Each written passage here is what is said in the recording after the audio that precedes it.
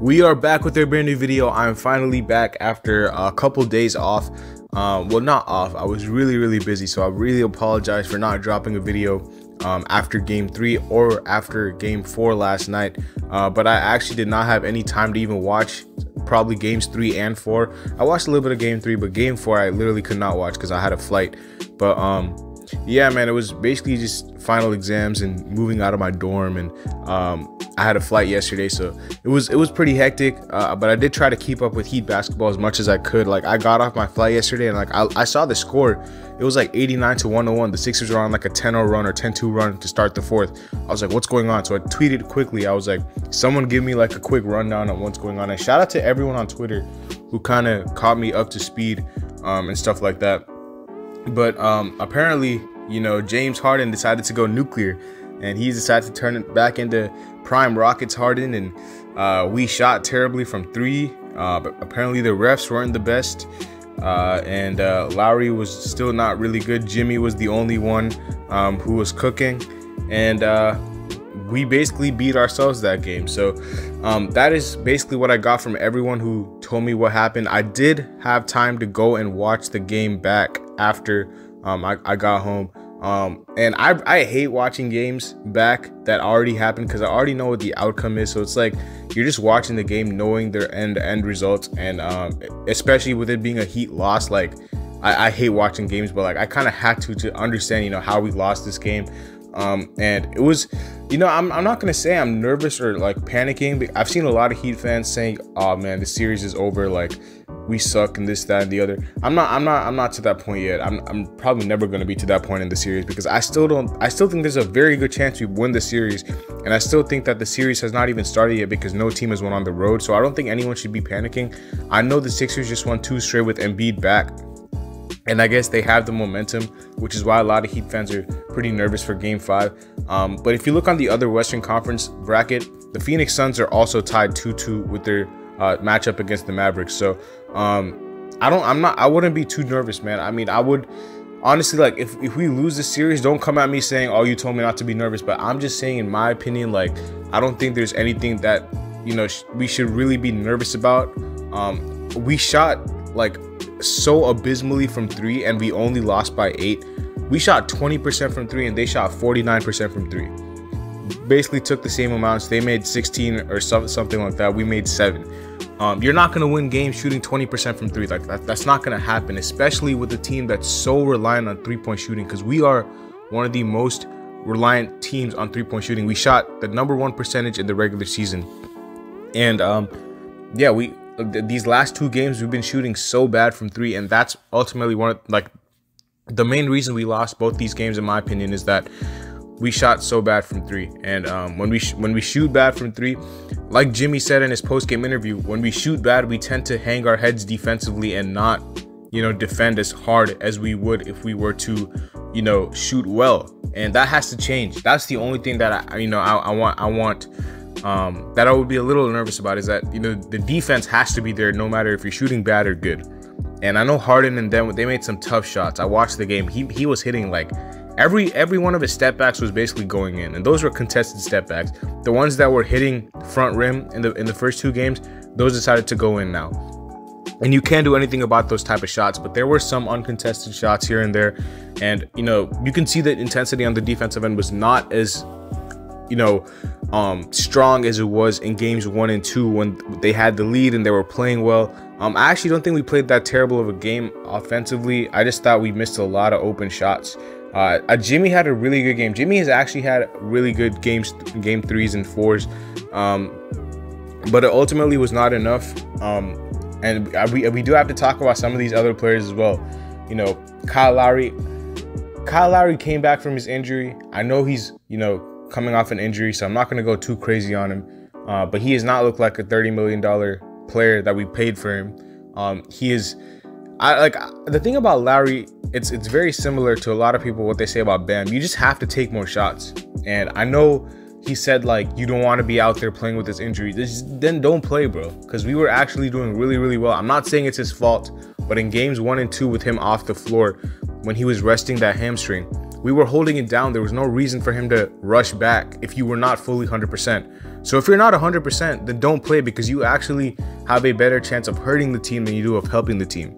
And like I said, I'm not saying it's his fault. I never want to, slander a guy who's coming off an injury, but I'm saying, if you're coming off an injury and if you're not, playing with the same aggressiveness as you sometimes have to, especially in the playoffs, because this guy was the dude who said, I'm gearing up for the real season, then just don't play, because, we were actually doing pretty fine without you. Not saying you're not important to the team, because obviously you are, and we'll need you down the stretch. This is why I want this guy to rest his hamstring so he's 100% later down the line. I don't want him to aggravate anything, and I really don't want him to hurt our team if he's just looking like a liability. He was better in game 4 than he was in game 3 for sure. Game 3 he was atrocious, but game 4 he was better, especially with his 7 assists. He was setting up his teammates. But if you're not 100%, then do not play. Like, we don't need anyone playing who's not 100%, especially if they're not benefiting to the team.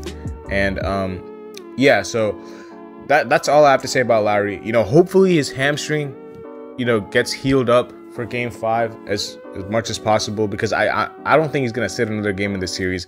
This is just me saying he shouldn't play if he's not healthy, but he's a warrior. He's gonna play. You have to respect that about him. He's gonna gut it out and put his body on the line. But I just hope that he benefits our team in some ways in game 5. Game 5 is a must win. Bam had also a better game than he did in game 3. Game 3 he wasn't really attacking. He was being a little passive. But yeah, the shooters were just non-existent tonight or last night. Max Strus with 6 points. Hero had a double-double, 11 points, but it seemed like every time Hero had the ball, the 76ers were blitzing him. And we've seen that Tyler, he's had some trouble when he's been blitzed. Like, it's not a secret. And if you want to be like, shout out to Ken Moore, who said, we got to start talking about Hero. And, how, if he wants to be in that same conversation as Trae Young and Luka and Ja Morant and all that, you gotta start taking over in the playoffs, especially if you're our best scorer. And these are his words. You cannot be a regular role player. You have to be dependable and consistent, every night. And like I said, it's not Hero's fault, but I'm just saying he's shown vulnerability to the blitz, time and time again. Every time he's been blitzed, his ball handling, I know he's improved it, but that's still not his strength. In college he was never a ball handler. Ball handling is something he had to work on, so that's still not natural to him. And I know, like, he'll probably get better as time goes, but right now we need you, bro. 11 points for the 6th man of the year is not going to cut it. We need someone other than Jimmy has to step up offensively. I know Bam had 21, but Bam's not really like a scorer like that. Especially against Embiid. I know Hero's against Thibault, but you got to find some counters to how he's getting blitzed and trapped and stuff like that. And I'm sure Spo will do a good job. The only thing that I'm baffled with is why Duncan Robinson's not getting minutes. Like, this is a guy that's, I know he hasn't had the best season, but what do we need right now? We need shooting, because we're shooting so bad from 3. Duncan Robinson should be playing. Forget Markieff Morris, forget Caleb Martin. Right now, we need shooting. I know Keith can space the floor as well, and I know we might need Keith because Dwayne Dedmon's injury, but I still think that small ball is the move against the Sixers here, especially if they're playing Paul Reed at backup center. Paul Reed's like 6'7", 6'8". Like, he's not big. So Duncan should be playing, bro. He should be in the rotation, especially, if Strus is struggling out the gate. You need Duncan Robinson to get more minutes. Gabe Vincent, this is a guy that also needs more minutes, in my opinion. 10 minutes is not enough for him. This is a guy that was cooking the Sixers in the regular season. And I know we have a deep, team, and I know, like, we had to shorten the rotation because of the playoffs, but I still want Gabe to get more minutes. I think defensively he's a big asset, and offensively he has the ability to knock down open shots as well.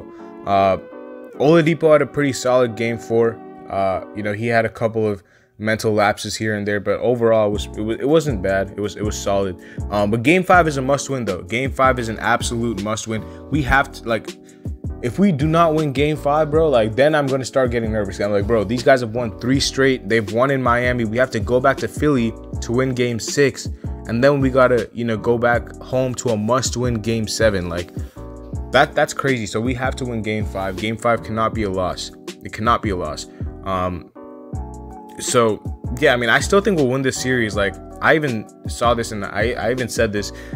We went to 7 games against Indiana in 2013, and that was the year we had Braun, Wade, and Bosh and all these guys, and they basically just had Paul George, who was their superstar, and they had a lot of good players around him, but they didn't have the talent level that we did.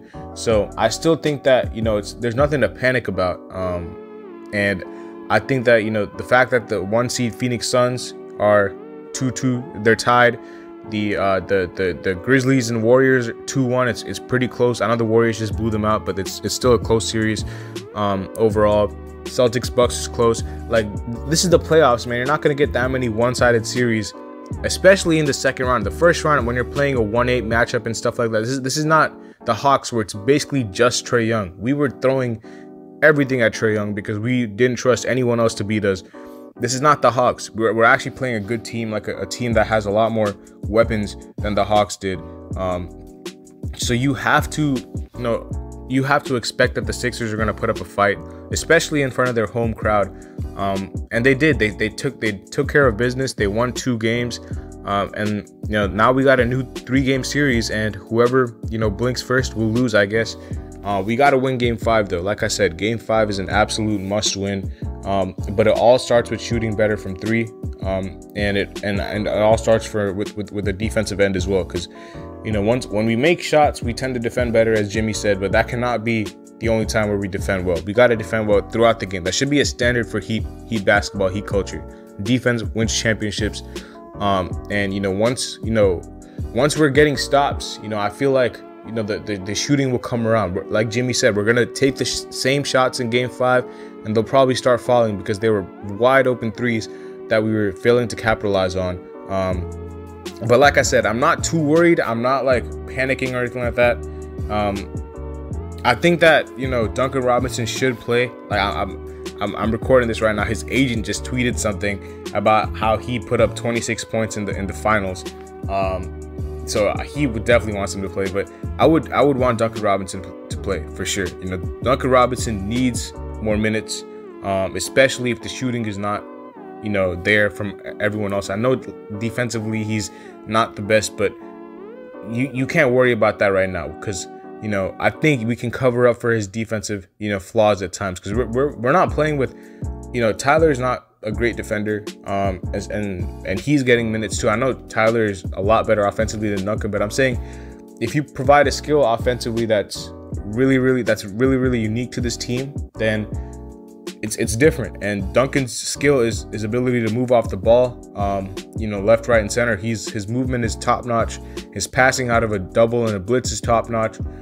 He provides something that Strus does not. And Strus, as good of a shooter he is, he's pretty one-dimensional when it comes to shooting. His movement off screens and stuff is not as fluid as Duncan's.